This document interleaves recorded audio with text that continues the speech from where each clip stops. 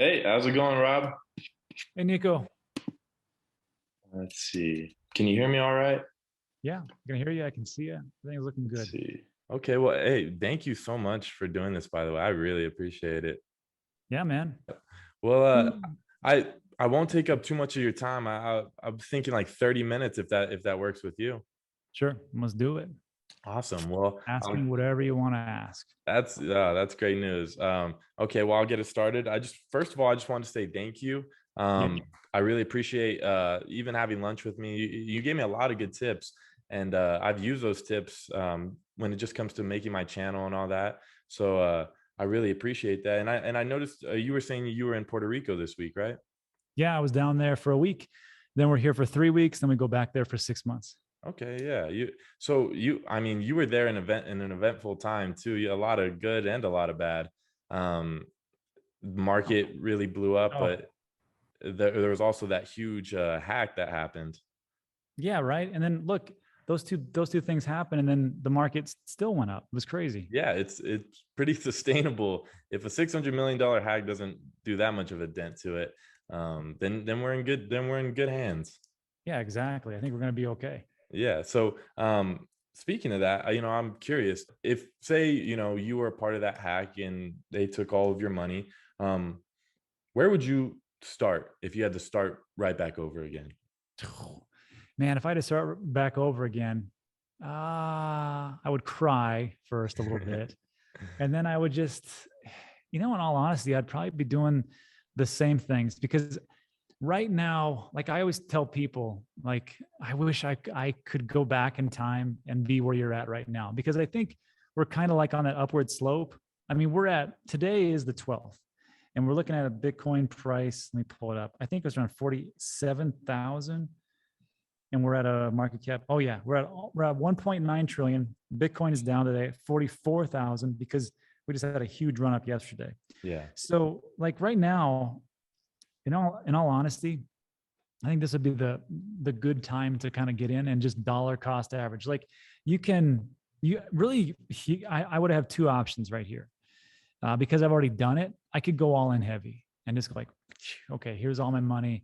I'm going to put in the same projects that I've always invested in, which would be like a Bitcoin, Ethereum, a Solana, a Cardano, a Theta, a blah, blah, blah, blah, blah, right? All those things. I could just divvy up however much I had and just go all in. And that's it. But I probably would still dollar cost average and just keep getting in slowly but surely for whatever I have.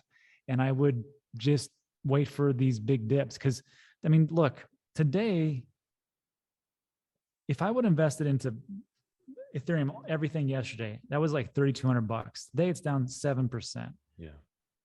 Well, actually, hold on, let me see. Here, let's take Chainlink. Chainlink is almost down 10%. That's way easier, right? So Chainlink is at $25, right? So we're looking at, I could have got it. I could have been at like 27.50 yesterday. And then today, I would have been down 10%. If I would have gone all in, I'm like, well, shoot, I got no more money. But if I would have put in like, 10% of my hold of all my cash, then today I could get it at like a cheaper discount and then just pick it up. And who knows where it's going to go. So I would just do the same exact things I've always done because I know in the long run, it's not like, and when I got in 2017, we didn't know if it was going to, if there was going to be a huge the government where they were just going to ban everything. China's been banning Bitcoin forever, so that doesn't Yeah. count. Yeah. But like, like actually like America getting into it or North America, and we're kind of like, who knows? And institutional investors weren't really in it. There was no real like roads in. So just kind of like blind faith. But now, I mean, look at what's going on. There was the earnings report from Coinbase that was just released a couple of days ago, and they said in first of all, quarter two was massive for them. They made a ton of money because of the big influx in crypto. But what was more telling was that 63 or 68% was done of the trades was done by institutional investors. So we've always were believing that retail was pushing it, Yeah. but now we see that institutions are really driving everything home. So this is I think it's a lot safer than in 2017 because there's so much money around, sloshing around. It's hard to go back on that. Yeah. No, I think that brings up a great point, especially with the sustainability of it, being that a lot of this is institutional investors. Um, so we've seen a lot of growth, especially in the last month with, you know, the market in general. But I've also really noticed that NFTs or the bubble's starting to grow just a bit again. Yesterday, noticed Tom Brady, he created his own NFT with a carbon autograph. And Yeah. and there was also another a musical artist, Tory Lanez. He did a 1 minute or $1 album NFT, and it sold to $1 million in less than a minute. So Dang. yeah, so that, a lot of good stuff happening. Do you see this as adoption, or are these people trying to, cash in on what's starting to, explode at the moment? No, I don't see them as people cashing in. I think it's just desserts, meaning that I think what's going on is that Tom Brady and the other artist, I forget his name, all the artists out there, they will never get 100% of the cut. It always has to go through a middleman. And that middleman for Tom Brady would be like Topps Cards or whatever else big card companies out there. And he would just get a fraction of that because they were like, well, we'll put out your card, but we got to produce it and then we got to put it in the stores or, even on Amazon. And it takes a lot of time, Tom. So just sign this paperwork and we'll give you, I don't know, 30%, whatever it is. Right. Well, now Tom and every other music artist out there is like, okay, well, I can just skip you and go right to my people and sell it directly. And there is no middleman taking 70% of my profits away. Even if I sell less, I come out way ahead. And I think it's probably a better experience all the way around. So if, in all honesty, if I was like United Artists or any kind of like music company, I'd be a little bit scared right now because I'm like, where do we make our money? Yeah. Yeah, and no, and the NFT space in general is really starting to blow up. I've seen people are really starting to get into real estate when it comes to NFTs. There's so many different facets that you can go through in terms of collectibles and stuff like that. Do you ever get into things like VeVe or Ecomi? Have Yeah. you? Are you a part of that? So VeVe, I bought a couple of different Batman collectibles on there when it first came out, and I have no idea even how much they are. I just thought they looked cool. That was that was the whole thing. And then we just did NFT for digital asset news. We did a theta drop, and it was from an artist that actually Digital Dave over at Crazy for Cryptos gave me, and that was Ivory at Creative Creatures, Okay. and that NFT, it was like a matrix type theme, a little bit of movement here and there, and we sold. It was at just there was multiples you could get, and it was unlimited for 24 hours, and we sold 2,500 of those Oh, wow. NFTs at Yeah. $10 a piece. And it just Wow. was like in a day. And I was like, that's crazy. That's And then of course there were some other things that came along. So like I see NFTs as, could be the next big thing, but not only like collectibles, which makes a lot of sense, especially because everything is digital. Okay, here's a prime example. Back in the days, Nico, I don't know if you even remember these days, but there was these things called DVDs. And DVDs, you would purchase DVDs and like people would have them all on the wall right by their TV. And they're like, look, I've got all these cool movies that I can sell and whatever else. And I put them in my DVD player and I watch Princess Bride, whatever it is, right? Happy Gilmore. And that was like a big thing. And now, like, who has DVDs anymore? Everything that you own is digitally. You can buy it usually through Amazon and you can just store it right there. And then there is no degradation. There is no losing things. It's all to your account. The big question I always have was, what happens if I pass away and all my digital collectibles that are in there, does that just go to my family? Do I will that in, or how does that work?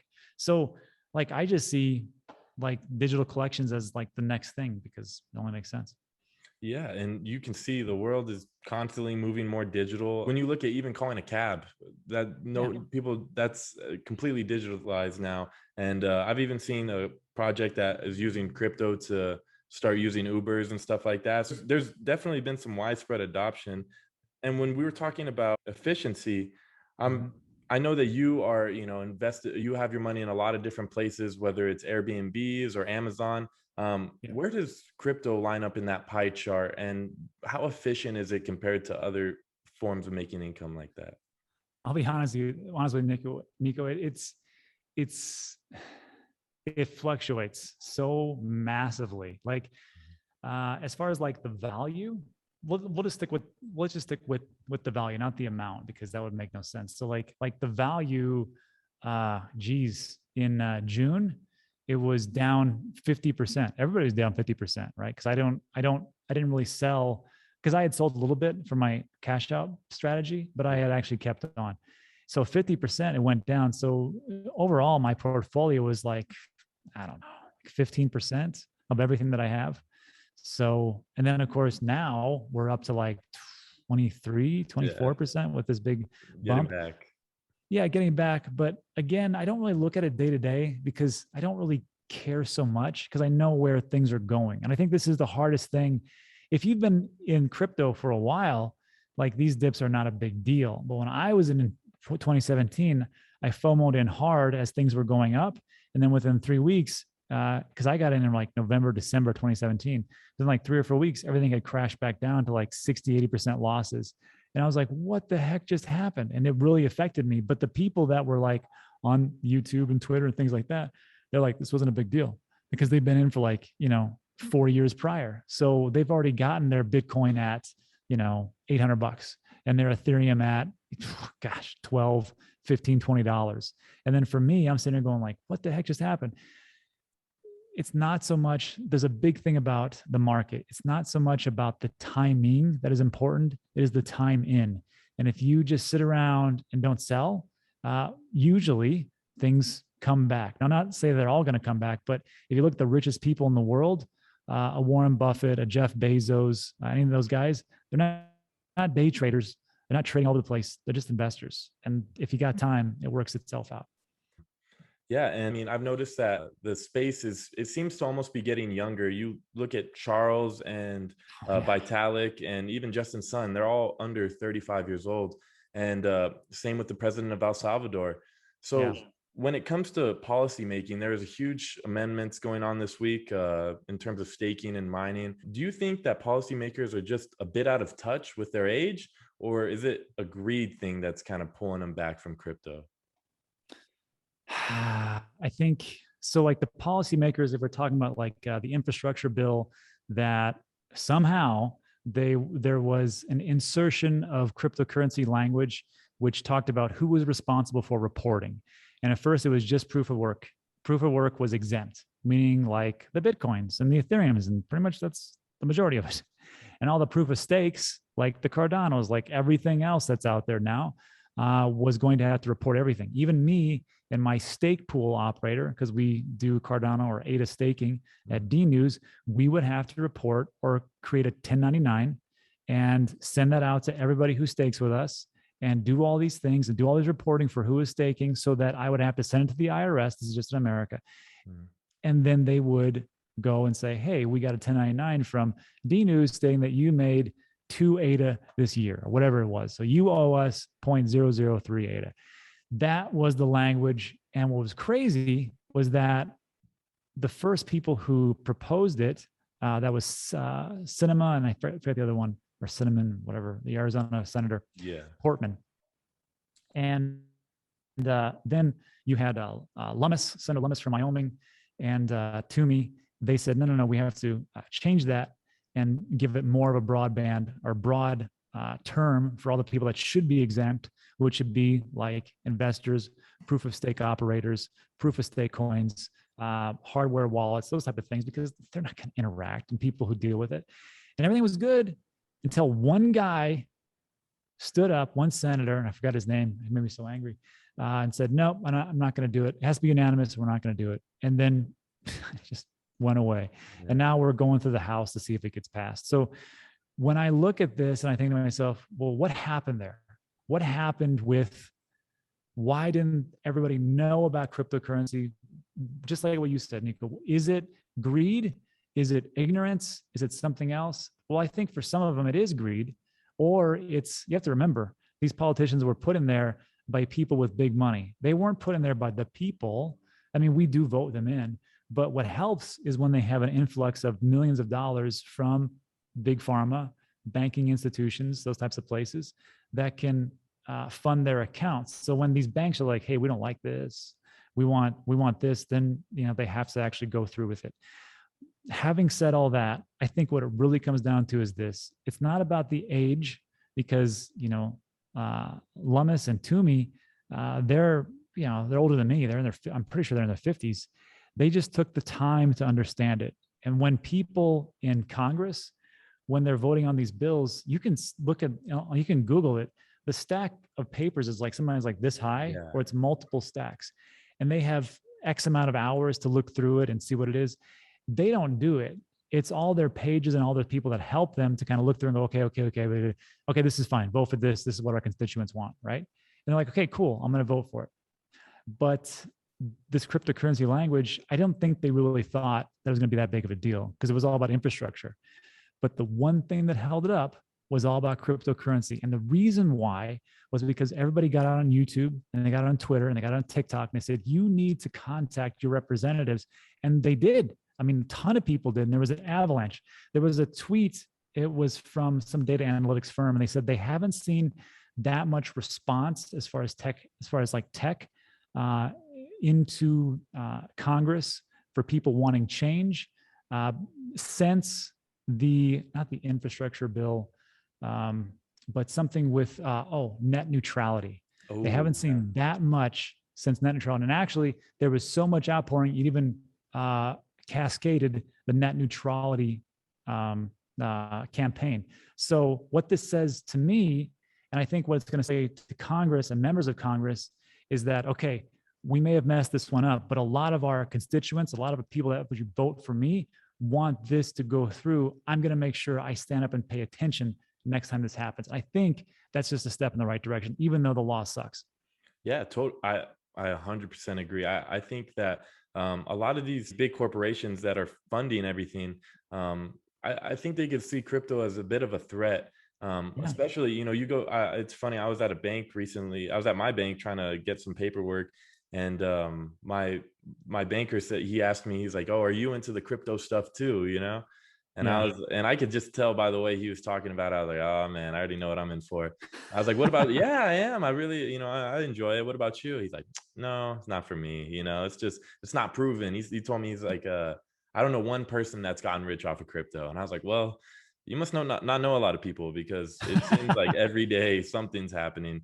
But when it comes to banks, you have projects like MELD, which is, a banking protocol that will allow people to pull out very low interest loans, as low as 1%. It seems as if that would be a threat. And what do you think about that? I think I think the banks are being threatened all over the place. I mean, look, there's a reason why SWIFT, which is what they use to transfer notes and currency from bank to bank to bank around the world, why it's been put in place since the 60s, and there really hasn't been that much of an upgrade. It's expensive. It's expensive to use, and it's where the banks make a big chunk of their money on top of loans. Because, I mean, with loans and fractional reserve lending, somebody puts in $100, well, they can lend out $100. Or, so or they can lend out, they can lend out like $1,000 on top of that.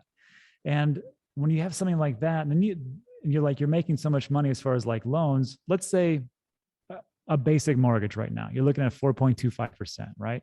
So for every percentage point, let's say it's a $250,000 house, right? Over the lifetime of that loan being at, let's say 30 years, that's, let's say if the house is 250,000, you're looking at like paying an interest like $200,000. And I know people like 5%. That's the amortization window, because when you first start out, you're paying most of everything is just the interest, not the principal. Then as time goes on over the 30 years, then you start to pay it back. And of course, they're banking on the fact that, hey, these people, this is 4.5%. They may refinance at some point, or they may take out a second mortgage, or they may pay late, or something else may happen where they just fall behind and we can take back the house. It's neither here nor there. Sorry, I went on a rant. But is that they're making a ton of money on loans. So if you have something like MELD, where MELD is like, here's what we're going to do. send us your cryptocurrency, ADA in this case, or any kind of cryptocurrency, and we'll use it as our market makers, our AMM, our automated market making. And then for the yield that you get because of all the fees that are generated from people transferring different cryptocurrencies around, that will go into your loan, and not to the interest, but into the principal. So if you borrowed $50,000 in dollars, I guess, amount, and you say, well, you have to put up collateral, we're going to need 100,000 worth of Bitcoin. Here's my Bitcoin, or here's ADA, excuse me. They put that in, and then over the life of the loan, all the different fees that they generate from all the things that are going on, that actually pays back the principal, but you still have to pay the interest, which, okay, so you're still looking at a pretty good amount on that 100,000 if you can pay it off quickly.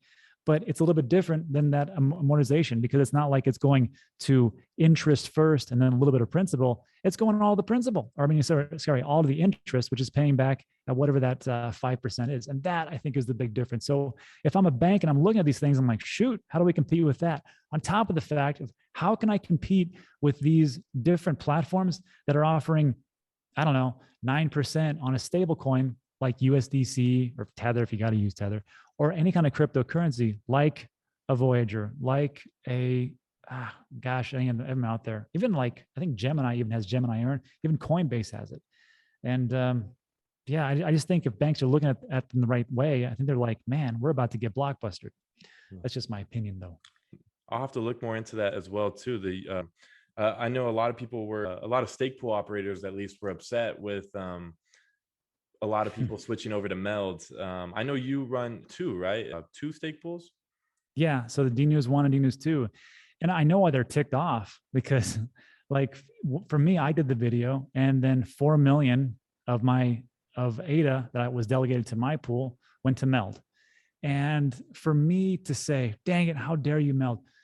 Look, that's what people want to do. I mean, they want to put it in the MELD or put it in the stake pool. And instead of receiving ADA, they want to receive a lot of MELD for this initial stake pool offering. So, I mean, you can get mad at them, but really I think they're mad at is they're mad because they took away from their stake pool, and now they don't get those types of delegates over there, and it goes to the MELD. So they're not too happy, but you have to remember, first of all, it's not forever.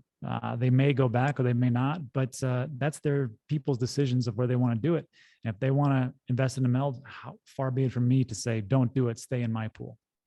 Yeah, I agree.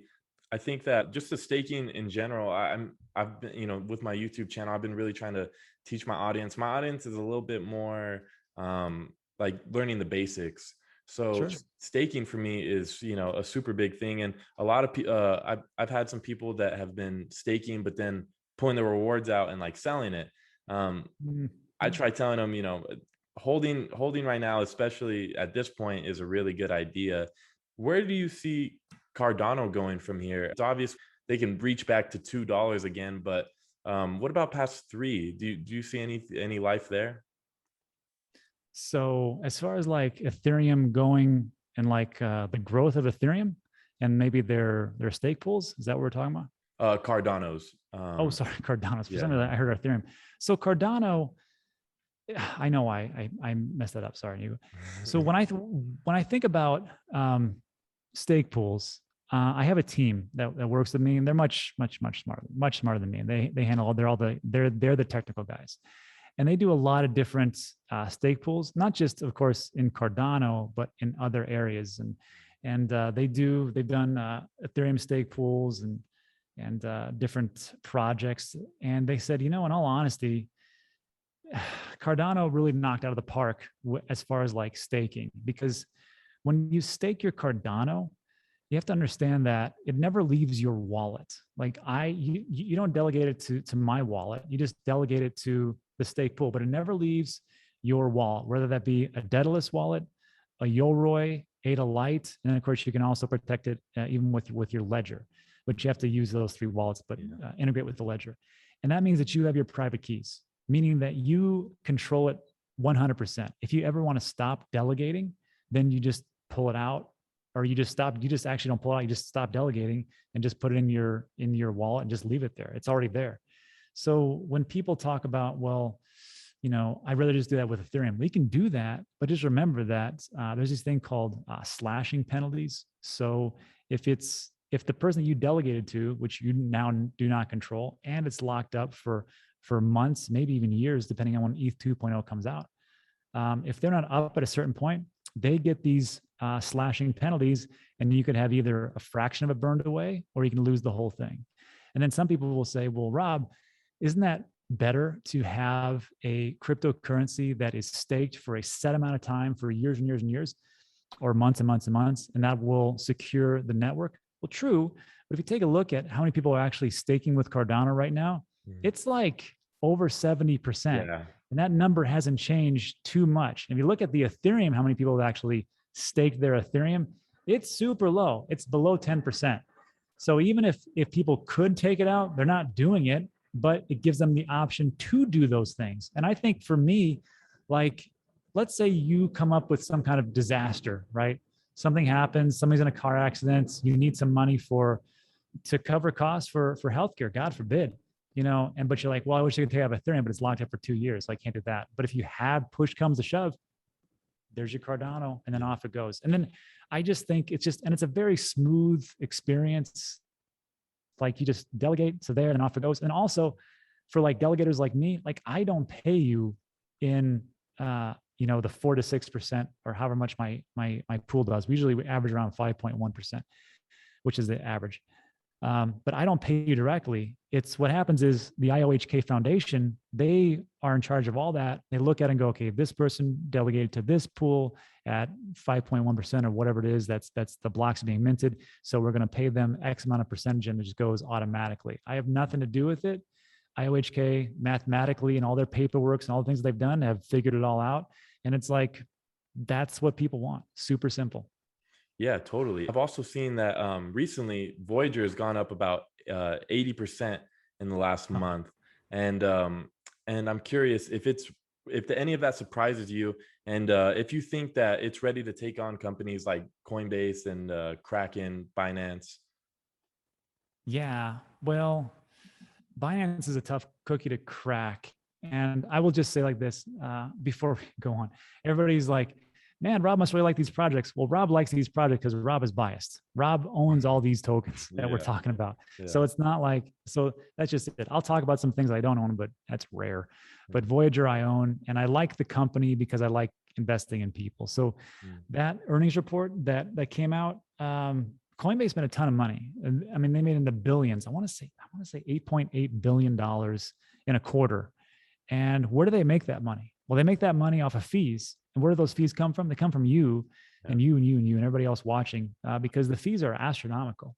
So when I see something like that, I'm like, that is pricey, but people really just don't care because they want to get into crypto and they want it to be super easy, which I look at Voyager and I think to myself, that's super easy too. And Voyager is not an exchange. It's just a brokerage. It's like the hotels.com of crypto. They're not going to give you just, DoubleTree hotels. They're going to look at Motel 6 and Motel 0 and DoubleTree and everything other different motel that you can look at and find the best price. Or excuse me, they look at all the different exchanges and find the best price, and they give that to you, whatever you want to buy. And there's like over 60 different cryptos. And then they pass on the savings to you, and they keep a small fraction of what the spread is. Now, some people will say, well, I've used Voyager and I got a better price at Kraken, whatever else. Just go with Kraken. But I got to tell you, I've looked at it. I've been using it for over a year now. And every time I want to buy like my Bitcoin and my Ethereum or whatever I want to buy, and I compare it to like a Coinbase, like a Kraken, like a Gemini, or all the ones that I can get because I'm just an American, usually it beats it out pretty substantially. And the only way that it doesn't is if you want to go to Coinbase Pro, which is a little bit more technical. Coinbase Pro is, for the pro investor, but you can sign up for that for free. And it does beat Voyager in that regard. But I still believe that people just want simple buy in, buy out. They don't care. And that's where I think Voyager is going to do pretty well. Yeah. And I really like how you said you like to invest in people. Steve Ehrlich from Voyager is a genius of a mind.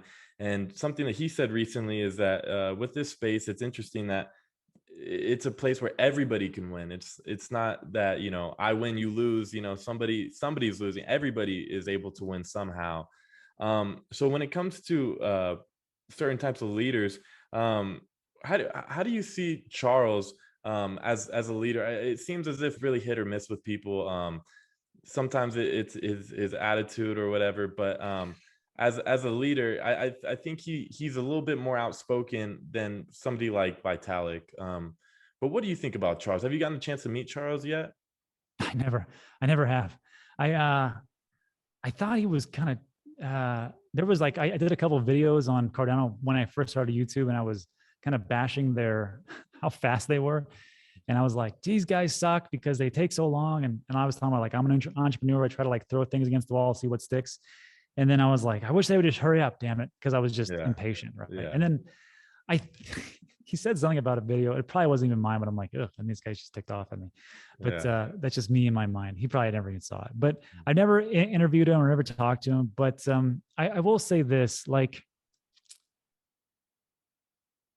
I'm a pretty approachable guy, right?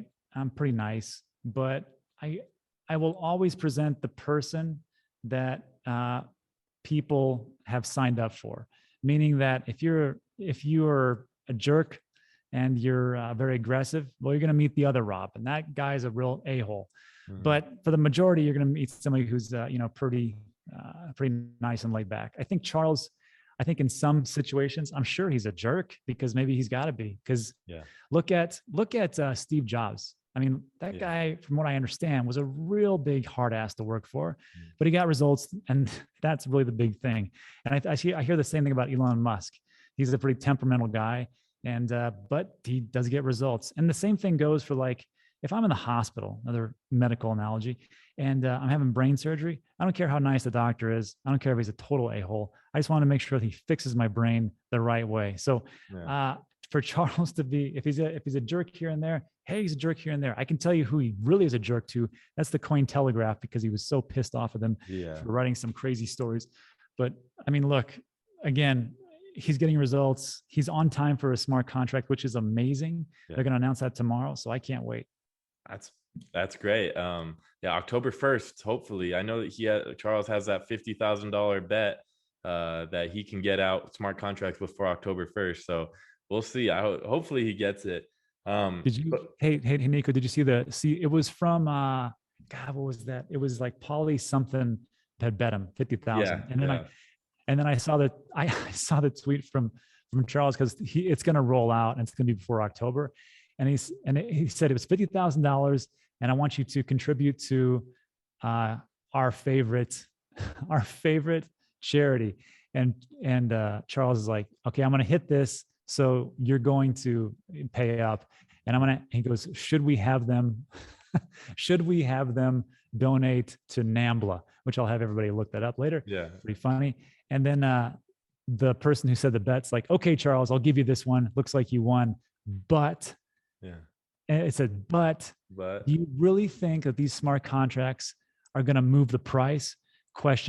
Doubtful. I'll bet you another blah, blah, blah. And I was like, this guy loves to lose money. That is the best way to lose money, is to think that won't affect it. I mean, even rumors affect it. Wrapping up, one thing I'm curious is do you plan on attending the IOHK event in Wyoming this year? When is it? It's going to be in September. No, I won't, because I'll be moving to Puerto Rico, and I just got a lot of things going on. So I won't attend.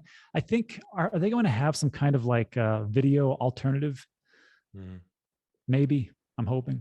Yeah, no, that would be great, honestly. Lastly, I just want to give some parting words of advice for everybody else watching the video. And that is I know everybody wants to get it now. And that's the kind of industry, that's the kind of place that we live in. We want things yesterday. We want it quickly, fast, cheap, and easy. But as an investor, you just got to remember that the slow boat usually wins out. It just takes a little bit of time. And if you can just, Peter Lynch said this. He was the hedge fund manager from Magellan, had 30% return, and one of the best investors out there, besides Warren Buffett. And he said like this. He said, look, He goes, everybody has the brain power to be in the stock market. The real winners are the ones that can stomach it. So can you stomach, and he was talking about like 3 and 5% swings. So if you can stomach there, you're watching this, 30%, 40%, 60% swings from time to time, you'll be successful. Again, time in the market is more important than timing the market. So just stick around. Things usually work themselves out. Wow. Thank you so much. Yeah, that is great. And you know, like I said, my audience is definitely newer to the field. So I think that, you know, to hop into such a volatile market, not only can it be pretty scary, but it's good to have some type of guidance over that, because there's so much that can happen, and so much FOMO that happens. But yeah, thank you for all of your advice, and I'm hoping that we get to collaborate again soon. When I get my 100K, then we'll have another lunch. All right. Sounds good, man. Take Hey, it easy. Thanks for having me. I appreciate it. I appreciate it. Have a great one. All right.